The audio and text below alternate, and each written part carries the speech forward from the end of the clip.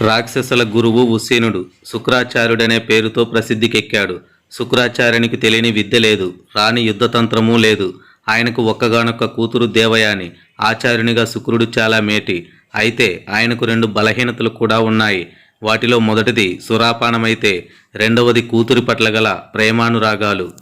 శుక్రాచార్యునికి అపురూపమైన అద్భుతమైన మృత సంజీవని విద్య తెలుసు. దాని సహాయంతో ఆయన దేవతల చేతిలో పరాజితులై మృతి చెందిన రాక్షస వీరులను బ్రతికిస్తూ రాక్షస జాతి నశించిపోకుండా కాపాడుకుంటూ వస్తుంటాడు.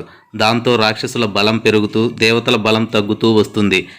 ఇలా లాభం లేదనుకుని దేవతల గురువు బృహస్పతి ఒక ఉపాయం ఆలోచించాడు. ఎలాగైనా సరే రాక్షస గురువు నుంచి మృత సంజీవని విద్య నేర్చుకోవాలి అనుకుంటాడు. చూస్తూ చూస్తూ శుక్రుడు దేవతలకు ఆ విద్యను బోధించడు కాబట్టి ఎలాగైనా నేర్పుగా శుక్రుడి నుంచి ఆ విద్యను సంగ్రహించాలి. అందుకు ఎంతో ఒడుపు చాకచక్యం కలిగిన వారు కావాలి. అంత ఒడుపు ఆ విద్యను సాధించగల వారెవ్వరు అని ఆలోచిస్తుండగా నేనున్నానంటూ కచుడు ముందుకొచ్చాడు. కచుడు ఎవరో కాదు, బృహస్పతి కుమారుడే. దేవతలందరూ వెనుకాడుతున్న పనిని నేను చేయగలనంటూ ముందుకొచ్చిన కచుణ్ణి పితృవాత్సల్యంతో కావలించుకుంటాడు బృహస్పతి. కుమార, ఎంతో నేర్పరితనం తెలివితేటలు నీకున్నాయని తెలుసు. అయితే ఆ విద్యను సాధించేందుకు కేవలం తెలివితేటలొక్కటే సరిపోవు, తంత్రం కూడా తెలిసుండాలి. ఆ తంత్రం ఏమిటంటే శుక్రాచార్యుడికి కూతురంటే పంచప్రాణాలు. ఆమె కోసం ఆయన ఏమైనా చేస్తాడు. కాబట్టి ముందుగా నీవు ఆయన కూతురు ప్రేమను సాధించుకో, అప్పుడు నీకు ఎటువంటి ప్రమాదము ఉండదు అంటూ చక్కటి మార్గాంతాన్ని ఉపదేశించాడు బృహస్పతి. అలా కచుడు దేవతల కోరిక మేరకు శుక్రుని వద్దకు వెళ్ళాడు. శుక్రాచార్యుని చూసి నమస్కరించి, మహాత్మా, నేను దేవగురువు బృహస్పతి పుత్రుడును. నా పేరు కచుడు. నేను తన వద్ద విద్యను అభ్యసించటానికి వచ్చాను అన్నాడు.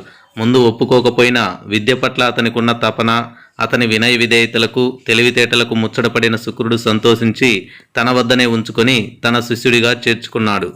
ఈ విషయం మిగిలిన రాక్షసులకు నచ్చలేదు. వారు ఎలాగైనా కచునికి అపకారం తలపెట్టాలని నిశ్చయించారు. గురువు బోధించినటువంటి విద్యలన్నింటినీ నేర్చుకుంటూ ఎంతో వినయంతో భక్తి గౌరవాలతో గురువుకు సేవలు చేయసాగాడు కచుడు. తమ గురువు కచుని అభిమానించటం, గురుపుత్రిక దేవయాని కూడా కచుని ఆరాధించటం రాక్షసులకు కంటగింపుగా మారింది. ఓసారి అదును చూసి అడవిలో ఒంటరిగా ఉన్న కచుని కొట్టి చంపేశారు రాక్షసులు. తర్వాత రాక్షసులు ఏమీ ఎరగనట్లు కచుడు కనపడటం లేదు అంటూ గురువుకు చెప్పారు. ఏమి జరిగిందో దివ్య దృష్టితో గ్రహించాడు శుక్రాచార్యుడు.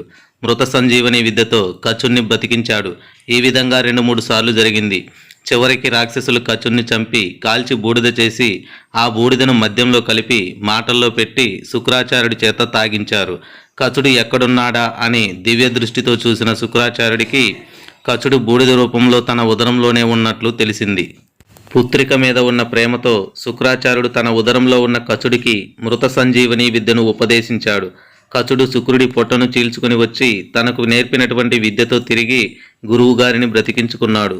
పుత్రిక అంటే తనకున్న అపారమైన ప్రేమ, మద్యం అంటే ఉన్న మక్కువ వల్లే కదా రాక్షసులకు గురుస్థానంలో ఉన్న తనే తన నోటితో శత్రువులకు మృత సంజీవని విద్యను ఉపదేశించవలసి వచ్చింది అని ఆలోచించిన శుక్రుడికి సిగ్గువేసింది.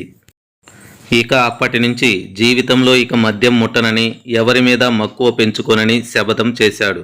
దీనినే శుక్రాచార్యుని శపథం అంటారు.